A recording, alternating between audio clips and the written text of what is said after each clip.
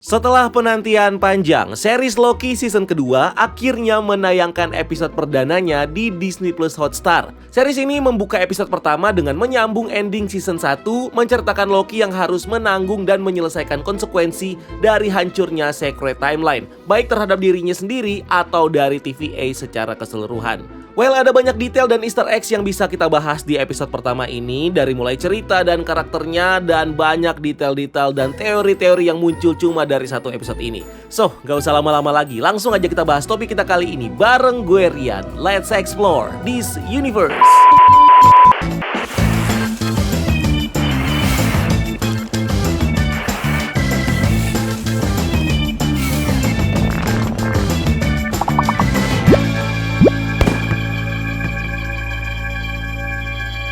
Episode 1, Loki season kedua berjudul Ouroboros. Basically langsung melanjutkan ending season pertama, di mana Loki tiba di TVA dan sama sekali nggak ada yang mengenal dia, baik itu Mobius atau B-15. Loki malah dikejar-kejar sama Mobius dan B-15 sampai keluar gedung, dan ini pertama kalinya kita bisa ngelihat TVA di luar gedungnya dan melihat traffic dari kendaraan-kendaraan operasional yang ada di sini. Sampai akhirnya Loki terlempar ke sisi lain gedung, menabrak kaca dan menjatuhkan monitor TVA. Dia di sini ketemu sama Casey yang di sini masih jadi janitor. Ini menunjukkan kalau Casey memulai role-nya di TVA ini dari level yang paling bawah hingga dia menjadi staf pengumpulan barang bukti di TVA. Di sini Loki mengalami kejadian yang disebut dengan time sleeping, di mana Loki tiba-tiba hilang dan muncul di tempat yang sama dan ketemu sama Casey lagi. Tapi Casey kali ini kenal sama Loki. Ini menandakan kalau dia ada di TVA yang benar. Tapi setelah lihat ada retakan serupa di lantai, ini yang disebabkan sama jatuhnya monitor TVA, Loki menyimpulkan kalau sebelumnya dia ada di TVA di masa lalu. Ini sebelum semua anggotanya ketemu dan mengenal si Loki. Jadi bukan kayak teori yang selama ini beredar kalau dia tuh ada di TVA versi lain di alternate universe. Tapi memang cuma ada di titik waktu yang berbeda sebelum para anggota TVA ketemu sama si Loki. Nah, itu artinya patung-patung Kang yang kita lihat di sekitaran kompleks markas TVA ini sebenarnya adalah patung He Who Remains waktu dia masih aktif memimpin TVA di masa lalu, di mana dia belum bikin narasi bohong soal Timekeepers dan menyembunyikan diri di Citadel at the end of time. So, bisa dibilang He Who Remains nggak mendirikan TVA secara diam-diam seperti yang kita kira sebelumnya. Keberadaannya ini pernah diketahui sama semua personil TVA ketika dia, si Kang the Conqueror ini, atau si He Who Remains, memimpin TVA. Paling nggak sebelum akhirnya dia menyembunyikan diri dan menghapus ingatan semua personil TVA tentang eksistensi He Who Remains. Bahkan ketika si Loki ini ada di masa lalu, mungkin di poin ini di ruangan lain ada Kang the Conqueror yang masih keep in touch langsung untuk menangani TVA. Jadi di sini si Kang the Conqueror masih hidup.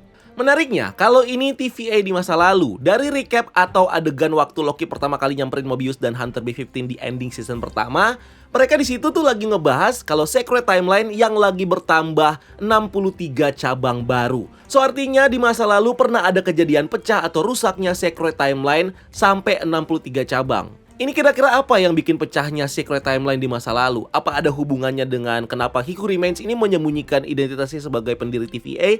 Atau bahkan mungkin ada hubungannya dengan kematian He Who Remains di masa depan yang akhirnya connect dengan kehadiran Loki dari masa depan ke masa lalu ini? Well, kita bakal coba bahas itu nanti di bagian akhir video. Moving on, Loki keburu time sleeping lagi dan ngilang di belakang Casey sebelum dia akhirnya ketemu Mobius. Di anjungan ruangan monitor ini terlihat berbeda ya. Mobius dan Hunter B-15 lagi diskusi soal apa yang mau mereka lakukan tentang kebenaran penciptaan TVA. Di sini kita bisa lihat kalau semua jendela depan anjungannya diganti sama plat-plat besi setelah insiden tabrakan truk pos yang disebabkan sama Loki di TVA masa lalu.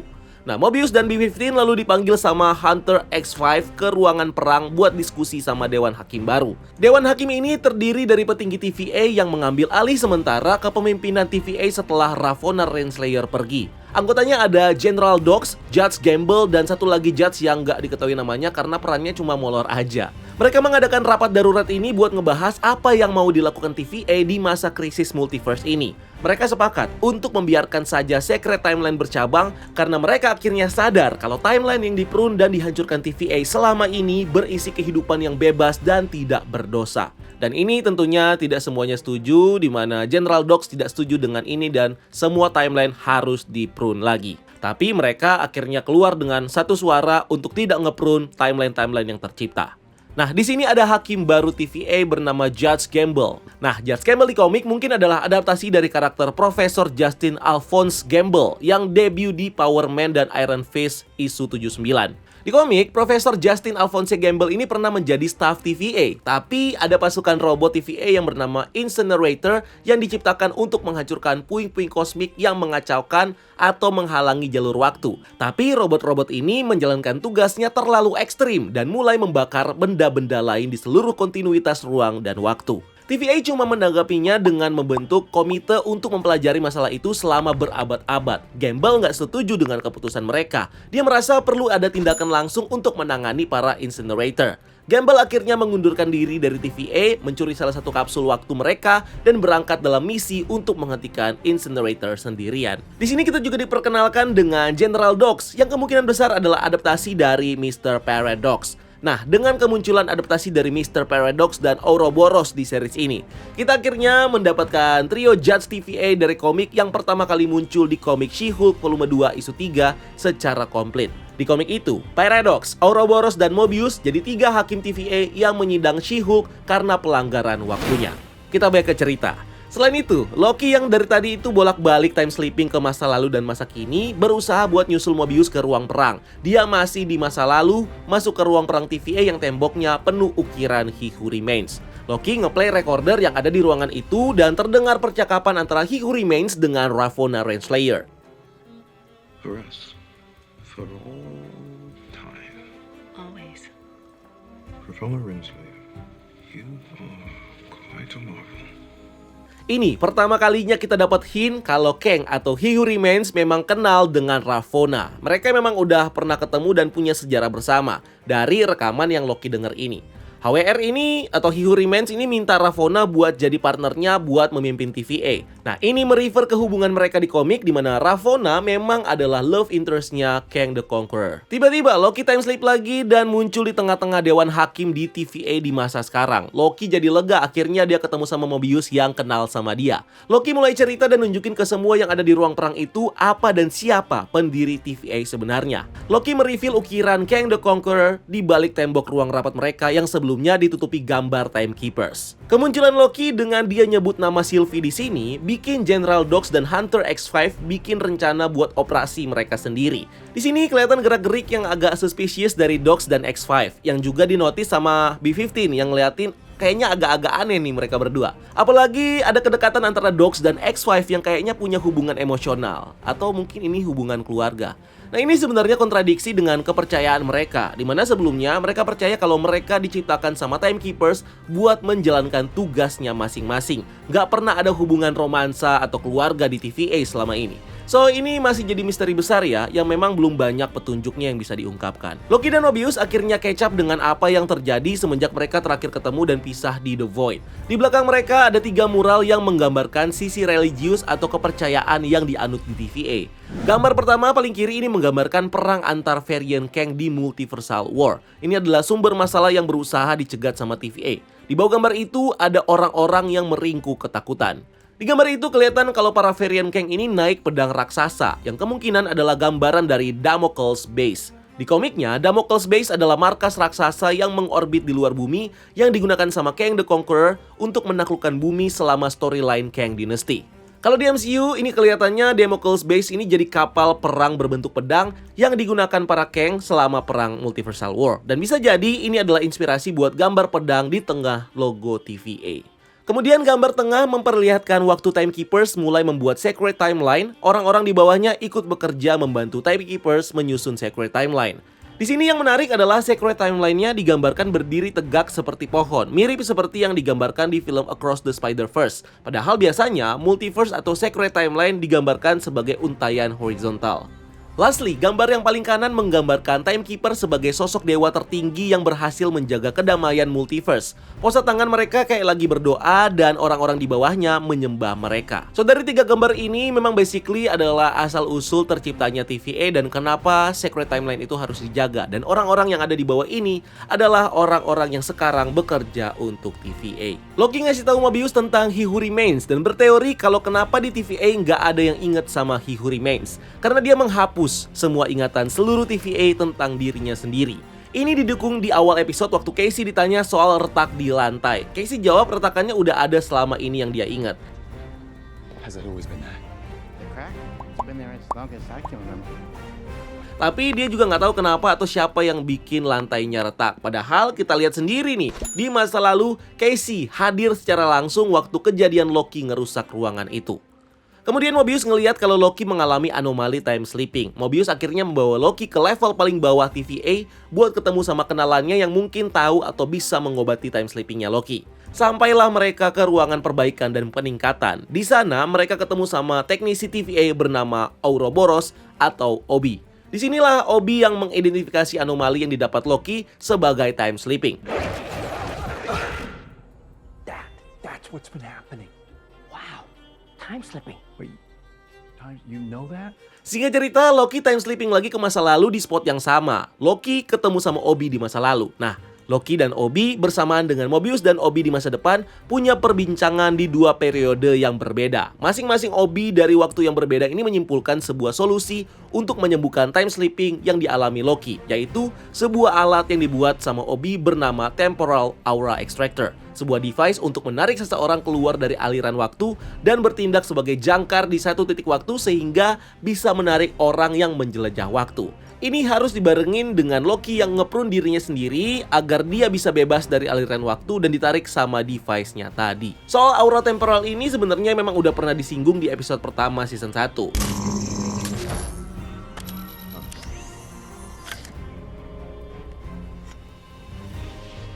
What's that? Your temporal aura. What's that? Please, through the door. Ini waktu pertama kali Loki masuk ke TVA, dia disuruh scan aura temporalnya buat menandakan kalau dia bukan robot.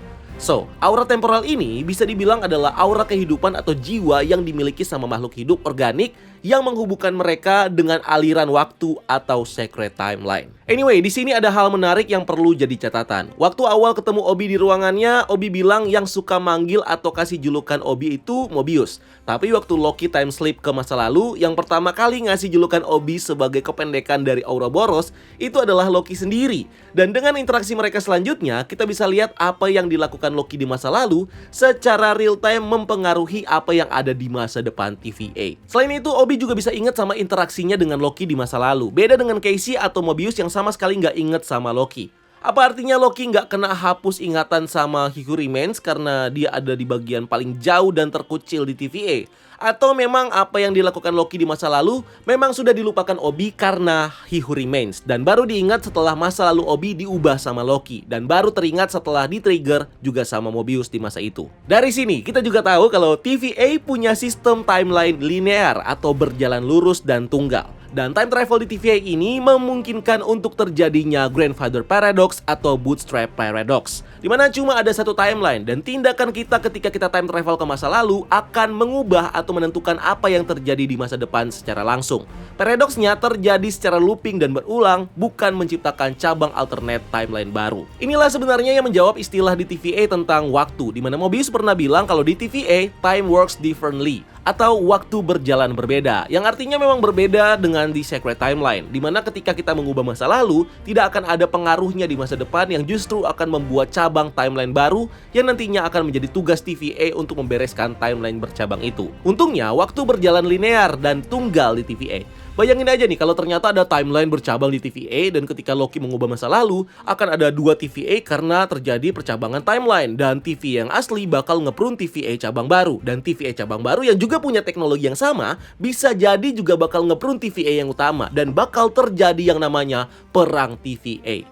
Nah, analogi yang sama juga berlaku untuk Kang yang akhirnya menciptakan Multiversal War, di mana Kang bertemu dengan Kang yang lainnya dan sama-sama melihat lawan mereka sebagai varian yang harus dimusnahkan atau diprune. Multiverse yang kita kenal ada di dimensi normal, di mana semua probability bisa menciptakan dan terwujud secara fisik dengan membentuk cabang timeline baru. Nah, TVA punya dimensi sendiri yang bernama Null Time Zone, di mana ini letaknya ada di luar waktu dan punya aturan berbeda mengenai waktu. Tapi, konsep ini juga sebelumnya pernah ditunjukkan di Sacred Timeline itu sendiri, tepatnya di series Miss Marvel, waktu Kamala Khan terjebak di masa lalu akibat masuk di celah ruang dan waktu yang disebabkan gelangnya. Dan ternyata, yang menyelamatkan neneknya waktu masih kecil, ternyata adalah Kamala sendiri yang datang dari masa depan itu.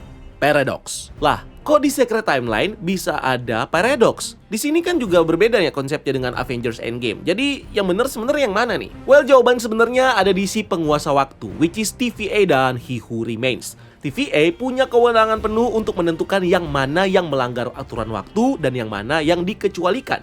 Seperti time travel yang dilakukan sama Avengers di Endgame. Seharusnya mereka bisa memecah branch timeline di waktu itu. Tetapi seakan-akan ini dikecualikan sama TVA.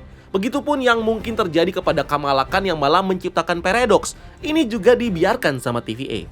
Atau ada orang yang mungkin bisa dibilang khusus yang bisa menciptakan sebuah branch timeline atau nexus event atau pecahnya timeline. Gak semua orang bisa menciptakan nexus event. Makanya orang-orang yang ditangkap TVA itu sedikit. Apalagi kita tahu sebagian dari mereka itu adalah Loki. Yang artinya ada orang yang memang khusus seperti Loki yang memang punya kemampuan menciptakan nexus event. Sedangkan orang lain yang bahkan bisa melakukan time travel dan mengubah masa lalu belum tentu bisa menciptakan nexus event. Ya contohnya aja si Kamala Khan dan para Avengers. Well, ini mungkin lebih detail bakal kita ketahui nanti kayaknya sepanjang series ini ya. Atau mungkin bakal dibiarkan gantung lagi. Tapi kita lihat aja nanti. Berikutnya, Obi berteori kalau lonjakan daya di seluruh markas TVA dan time slippingnya Loki disebabkan sama Secret Timeline yang bercabang. Percabangan timeline membuat temporal loom atau pemintal temporal kelebihan muatan. Nah, temporal loom sendiri adalah sebuah mesin yang mengekstrak atau mengolah energi mentah waktu dan dibentuk menjadi garis waktu fisik yang biasa kita lihat kayak untayan benang, di mana TVA menggunakan energinya sebagai sumber tenaga markas mereka. Nah, tampilan kecil dari temporal loom ini bisa kita lihat ada di post credit scene film Ant-Man and the Wasp: Quantumania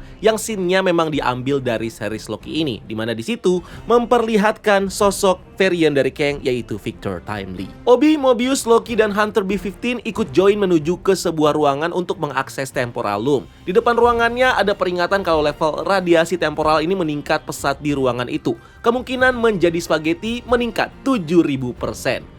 Ya mungkin yang dimaksud jadi spaghetti ini maksudnya terurai kayak spaghetti ya, dimana ini mirip efeknya kayak Loki waktu time sleeping.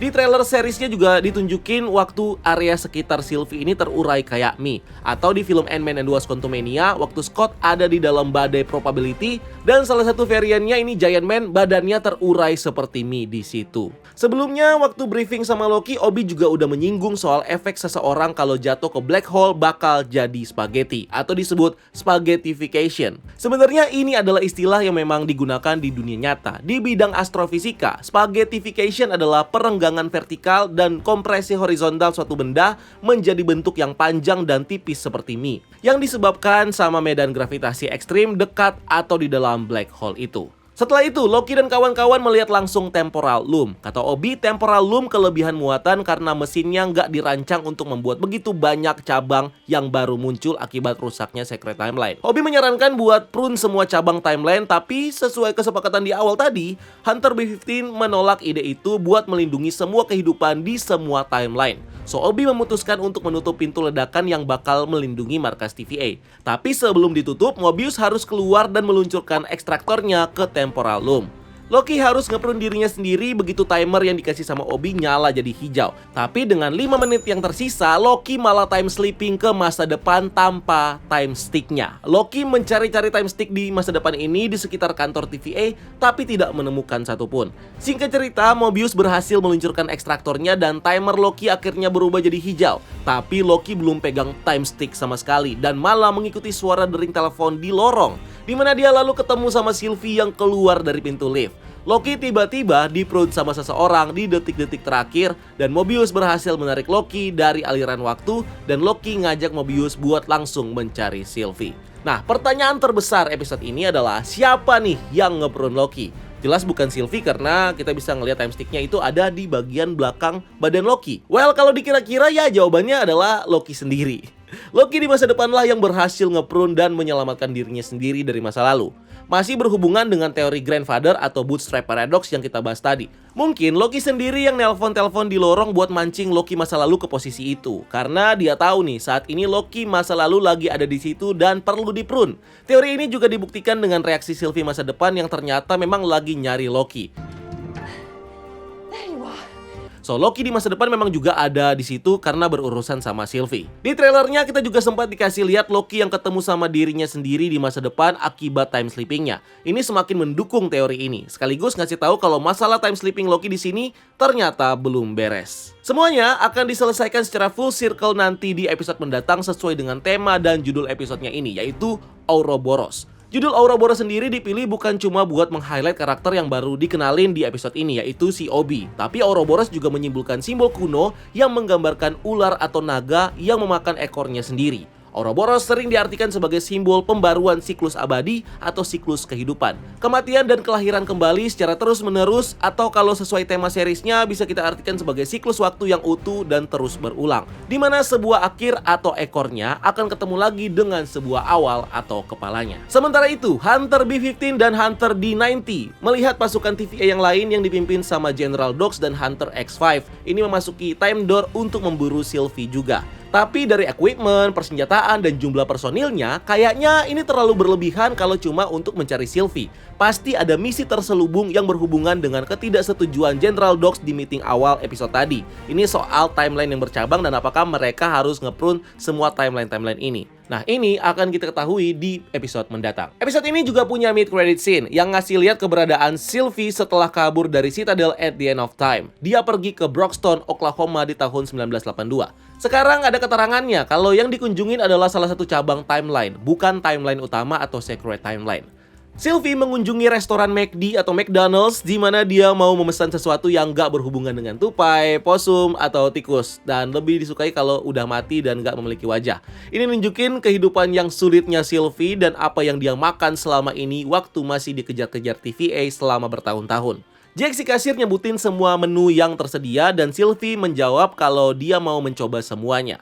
Jawaban ini sebenarnya bermakna ganda ya, bukan cuma jawaban pertanyaan soal apa yang mau dia makan, tapi Sylvie juga mau mencoba semuanya, merasakan semuanya dalam hidup secara normal. Apalagi dia lihat orang-orang di sana ini bercengkrama dan bahagia. Dan memang setelah puluhan tahun, di sini dia akhirnya bebas dari belenggu dan kejaran He Who Remains atau TVA. Inilah yang memotivasi Sylvie buat lay low dan hidup santuy kerja di McD kayak yang diperlihatkan di trailernya. Pemilihan setting lokasi di Broxton, Oklahoma juga cukup menarik karena kalau di komik, Thor membangun kembali kota Asgard ini di Broxton, di tengah-tengah ladang persis tempat Sylvie ini muncul. Lokasi ini jadi rumah baru buat para Asgardian selama beberapa waktu. Thor kemudian mengangkat tanahnya hingga menjadi pulau terapung dan membayar pajak tanahnya pakai harta Asgardian. Jadi agak puitis ya, kalau di komik jadi rumah baru Asgardian, sedangkan kalau di MCU ini jadi rumah barunya Sylvie untuk hidup damai. Masih ada satu pertanyaan yang mungkin nantinya bakal terjawab tentang kenapa He Who Remains ngeriset ingatan para personel TVA dan ujung-ujungnya dia bikin Timekeeper sebagai sosok yang dia buat untuk menggantikannya. Well, gue pikir mungkin ada hubungannya dengan kejadian pecah timeline di masa lalu tadi yang sempat gue mention sebelumnya. Nah, di saat pecah timeline itu juga, Loki masa depan malah nyasar ke TVA masa lalu. Dan Loki masa depan ini juga bisa dibilang sempat ngacak-ngacak TVA masa lalu. Nah, dari sinilah He Who Remains melihat Loki sebagai sosok berbahaya bagi TVA, sekaligus sosok potensial untuk memimpin TVA. So, untuk mengatasi banyaknya masalah branch timeline yang tercipta di poin ini, He Who Remains mungkin mencari sebuah cara untuk membuat secret timeline tetap utuh. Dan akhirnya berhasil mengatasi masalahnya. Bahkan mungkin dengan peran Loki juga. Ya kalau time slip-nya masih bakal terjadi. Disinilah He Who Remains akhirnya memilih untuk bersembunyi di Citadel dan menciptakan sosok penggantinya. Juga menciptakan Miss Minute untuk menjadi AI yang menjalankan segala fungsi yang diprogramkan He Who Remains untuk TVA.